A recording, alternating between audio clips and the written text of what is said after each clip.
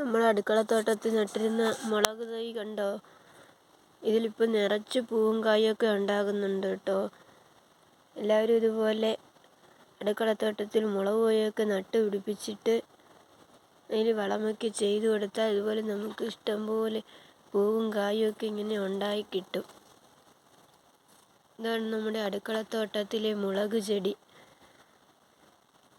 കഞ്ഞിവെള്ളത്തിൽ പഴത്തിൻ്റെ തൊലിയൊക്കെ അരിഞ്ഞിട്ട് 2-3 ദിവസം വച്ചിരുന്നിട്ട് ഇതിൻ്റെ ചുവട്ടിൽ ഒഴിച്ചു കൊടുക്കണം.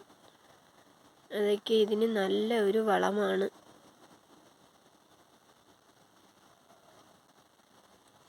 എല്ലാ വീട്ടമ്മമാരും ഇതുപോലെയൊക്കെ ഒന്ന് പരീക്ഷിച്ച് നോക്കണേ. നമ്മുടെ മുളക് ചെടി ഇഷ്ടമായ സബ്സ്ക്രൈബ് ചെയ്യണേ, ലൈക്ക് ചെയ്യണേ. എല്ലാവരും ഇതുപോലെയൊക്കെ മുളക് തൈയൊക്കെ വീട്ടുമുറ്റത്ത് നട്ടുപിടിപ്പിക്കണേ.